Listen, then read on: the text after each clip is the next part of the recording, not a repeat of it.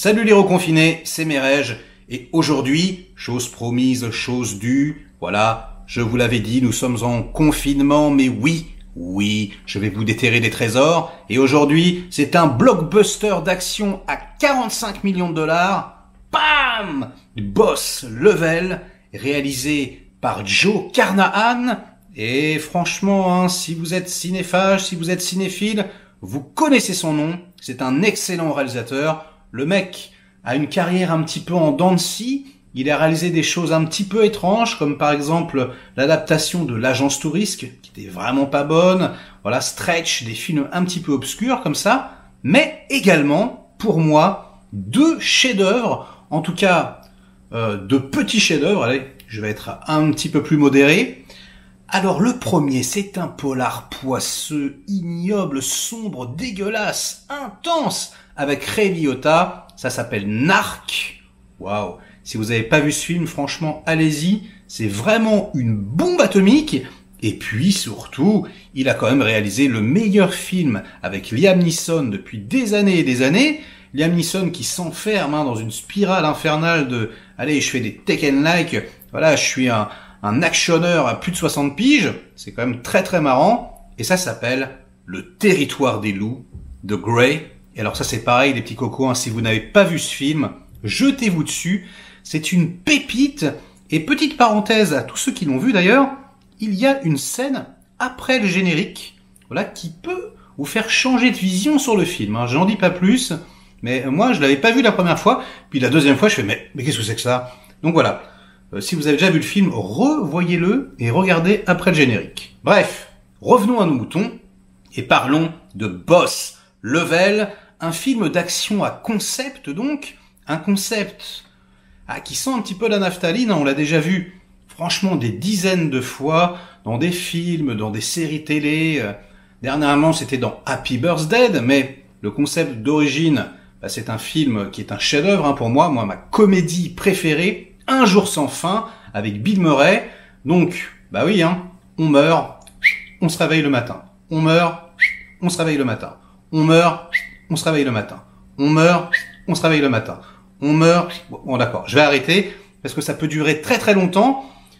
Et j'avais un petit peu peur quand même, parce que c'est vrai que le concept de film à boucle, comme ça, on se dit, ouais, non, ça va être un petit peu relou, on a déjà vu, on connaît les ficelles, etc., mais mes craintes se sont envolées rapidement puisque Joe Carnahan, il est bien conscient que ce concept, il est un petit peu épuisé et donc il s'amuse avec et ping, il touche là où peu de films l'avaient fait, à part peut-être le Tom Cruise, vous savez, de Doug Liman, qui s'appelait Edge of Tomorrow, qui était assez sympathique. J'ai pas trouvé ça phénoménal, mais pas mal, quoi.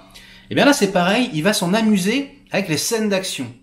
Voilà, donc c'est vraiment un film où il prend un malin plaisir à shooter toutes les scènes d'action sous tous les angles. Et puis du coup, on revoit les mêmes scènes, mais c'est pas shooté exactement pareil. Le scénario est très bien écrit, il y a une voix off qui fait que ça englobe bien toutes les scènes. Et du coup, c'est très péchu. Voilà, on s'ennuie pas une seconde.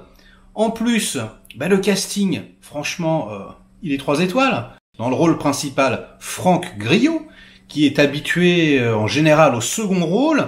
On a déjà vu dans Captain America, par exemple. Il a fait des séries. On le connaît pas mal, mais c'est vrai que il a pas eu la chance d'avoir le rôle principal. Là, c'est le cas. Et franchement, il s'en sort très bien. Il est très dynamique, il est très charismatique, il est drôle, il est intense. Franchement, il fait une bonne prestation. C'est très cool. Mel Gibson en grand méchant. Putain, mais ça fait combien de vidéos que je fais d'affilée sur Mel Gibson? Mais il revient en odeur de sainteté, le petit Mel. En plus, il a la pêche. Ça se voit franchement que, voilà, il a pris du plaisir à jouer. Il est bien dirigé. À un moment donné, il a un sabre. Voilà. Peut-être qu'il coupe des têtes. Vous allez voir. Mel Gibson qui coupe des têtes. Je pense que vous êtes hypé, là. Vous pouvez regarder le film. Il y a également Michelle Yeoh. Michelle Yeoh, oui, Michelle Yeoh de Police Story 3, celle qui combat avec Jackie Chan, celle qui était dans Tigre et Dragon. D'ailleurs, Tigre et Dragon, ça lui a donné sa green card. Maintenant, voilà, elle navigue entre les États-Unis et puis la Chine. Donc, elle a une carrière un petit peu étrange, mais en tout cas, ça fait plaisir de la revoir. Voilà, elle lève un tout petit peu la gambette, elle fait de l'épée, elle entraîne notre héros, hein, qui revient jour après jour s'entraîner avec elle. Et franchement, ça fait plaisir, moi je l'adore. C'est une de mes actrices préférées, donc son rôle est pas très important. Mais bon, si vous êtes fan, vous allez kiffer comme moi. Il y a également Naomi Watts. Mais j'adore Naomi Watts, on la voit jamais, on la voit plus, je sais pas ce qui se passe. Et là c'est pareil, hein. Franchement elle est toujours aussi charismatique, toujours aussi belle, ça fait ultra plaisir de la voir. Donc bah ouais putain, ce film commence bien quoi. Un bon casting, un concept sympathique, voilà, qui est vraiment bien étiré, bien écrit, bien rythmé. On a des scènes d'action franchement qui sont très drôles, beaucoup plus par exemple qu'un John Wick pour moi, hein. Parce que là vraiment il y a quelque chose en plus. Voilà, je vous donne un exemple. Il se réveille, ça c'est très drôle, le matin, le héros, il se réveille, et boum, il y a un mec dans l'appart qui essaye de le buter avec un sabre. Et tous les matins, il se réveille comme ça. Et donc du coup, au bout d'un moment, il connaît toutes les chorégraphies du mec par cœur. Et donc il s'amuse, voilà, à les éviter, il met juste son poing, il prend son café en même temps. Quand il lui saoule, il lui envoie le café dans la tronche, c'est très drôle. Directement, il y a un hélicoptère qui arrive, et qui gunne un peu à la Matrix 1. Voilà, il est obligé de sauter par la fenêtre, il y a une explosion, ensuite ça enchaîne sur une poursuite en bagnole, avec voilà des nanas qui font du katana, qui envoient des gros missiles au bazooka sur la route, qui font exploser les bagnoles, etc. Il y a beaucoup de practical effects, il y a un petit peu d'effets spéciaux, et allez, si je veux chipoter un petit peu, quelques green screen apparents, mais franchement ça va. C'est pas dégueulasse, c'est plutôt bien fait, la photo franchement est assez agréable, là je chipote vraiment. Parce qu'il y a beaucoup de practical, ça fait plaisir. Et du coup, voilà, il y a beaucoup d'action. En plus, Franck Grillo, c'est vraiment une masse. On sent qu'il s'est investi. Il s'est dit, ok, voilà, là c'est mon film, c'est le rôle principal, on y va, on met la patate. Le truc qui m'a paru un tout petit peu bizarre, en revanche, c'est que il traite ça un petit peu comme un jeu vidéo. Du coup, ça s'appelle Boss Level, hein, le boss de fin d'une certaine façon. On a voilà le générique de début qui apparaît comme un jeu vidéo, etc.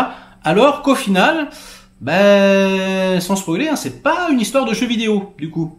Du coup, je me suis dit, tiens, pourquoi t'as fait ça? Uniquement pour la forme, du coup. Parce que c'est vrai que dans un jeu vidéo, voilà, on meurt, on recommence, on meurt, on recommence, on met une pièce, on recommence. Voilà, j'ai pas trouvé que c'était ultra pertinent. J'aurais préféré qu'il donne un autre titre au film, mais bon, c'est commercial. Voilà, je pense que les gens vont s'en rappeler, donc pourquoi pas. C'est le seul petit défaut. Franchement, la musique est agréable. Comme je vous disais, la photo est bonne, le montage est canon, les acteurs, ils prennent un plaisir communicatif. Donc, que demande le peuple, les enfants? Je vous le donne en mille, rien d'autre. Donc, allez-y, jetez-vous sur cette petite pépite. Voilà, ce blockbuster décomplexé. Allez, demi-blockbuster. Mais des films à 45 millions, il y en a plus. Donc, jetez-vous dessus. Je ne sais pas du tout quand ça sort en France, hein, les petits cocos, mais en tout cas, c'est sûr que ça va sortir. Donc voilà, ce sera tout pour aujourd'hui. J'espère que vous allez kiffer. Likez cette vidéo, délikez-la si elle ne vous a pas plu. Et nous, on se donne rendez-vous très vite pour de prochaines aventures. Et si vous n'êtes pas abonné à ma chaîne, c'est le moment de le faire. Allez-y. Ciao!